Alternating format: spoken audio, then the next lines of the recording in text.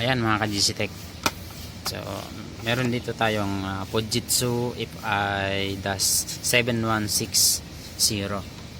Ayan yung model. Ito yung scanner na continuous scanner. So, back to back pwede dito. So, ito yung maganda, mabilis na pag-scan ng mga document. Ano?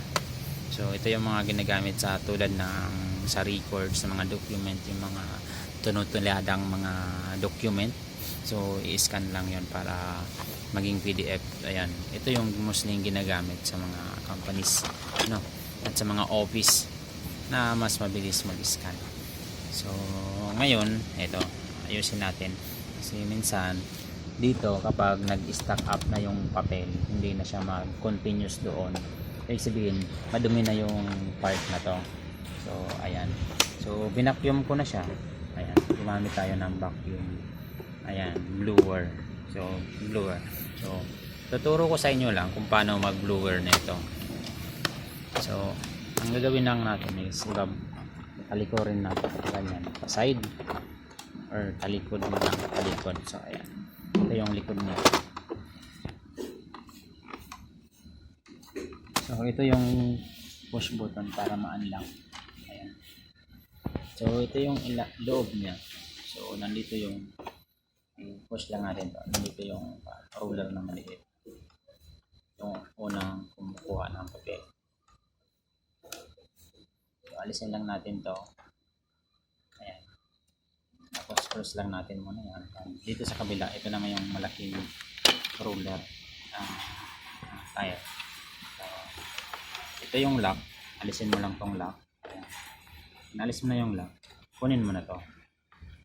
Yung ang pagkuha nito is pataas. Ito, pataas.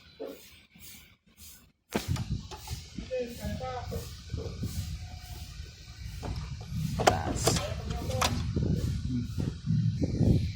So, ayan.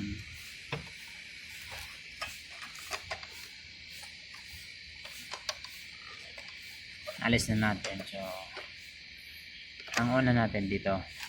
So, i-blow lang natin siya dito. So, blow siya. Hindi vacuum. Blower. So, pahangin. So, ganun.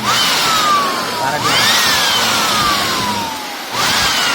Yung stapler, yung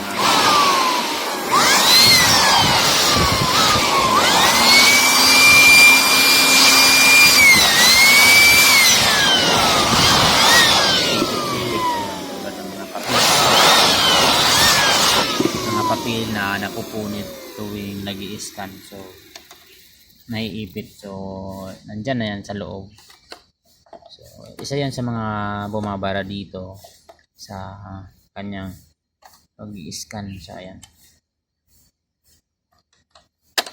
So, tapos dito, tingnan mo dyan. Tapos i-blow mo yan dyan. Marami dyan. Nag-blow ko na kami. So, marami yan dyan nakakasama.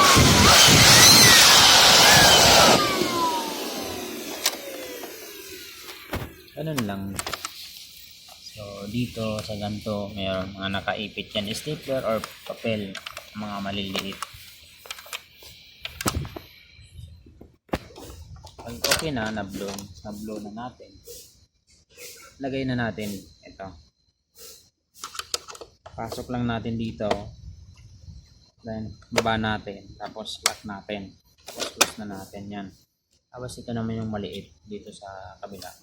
Push lang natin tong lock. Yan, para mabuksan natin. Tapos, tong dulo. Pasok natin dito. Ayan. Tapos, baba natin. Yan.